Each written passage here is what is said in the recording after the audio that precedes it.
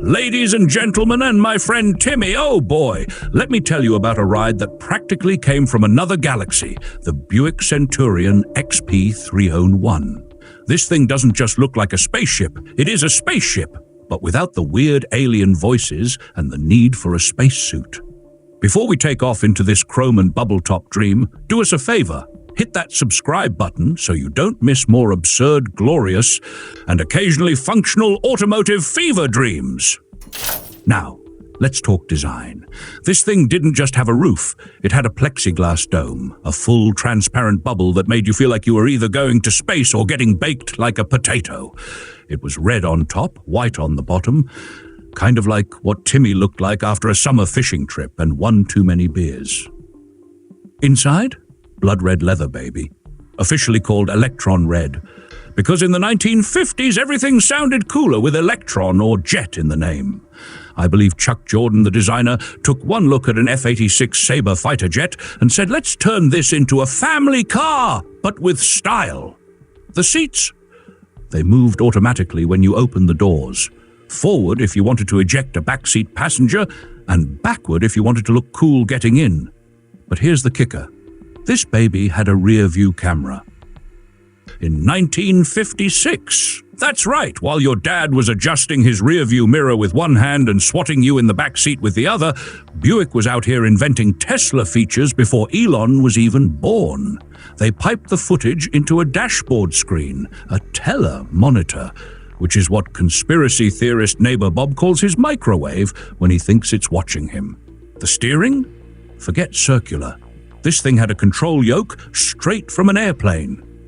It looked like you were about to take off from your suburban driveway. And if that's not enough, the transmission shifter was embedded in the wheel.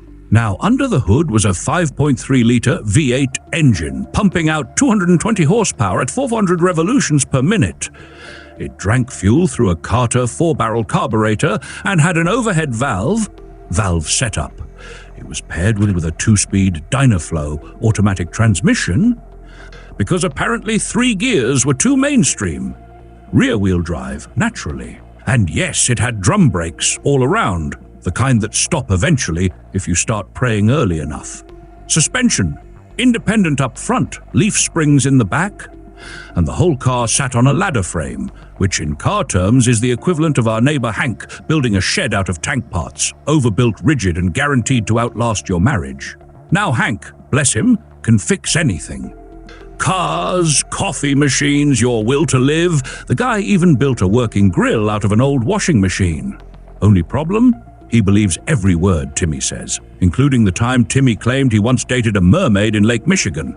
Of course, only one was ever made. It now lives in the Sloan Museum in Flint, Michigan, which is the only place in the world where you can see a car that looks like it should hover, but instead squeaks on drum brakes. Hank says he could probably build one in his garage if you give him a week. An old microwave, preferably Bob's, the one he lined with tinfoil to block alien signals, and 3 lawnmowers. So no, you can't buy the Centurion XP301. But if you could, you'd be driving the only car where the windshield looks like a fishbowl and the dashboard screen makes your 2025 crossover look like a toaster. And finally, if you laughed, learned, or just feel a little more nostalgic than usual, consider becoming a sponsor of our channel for $1. The sponsorship link is in the description. See you in the next ride, hopefully one where the seats don't try to eject you for opening the door.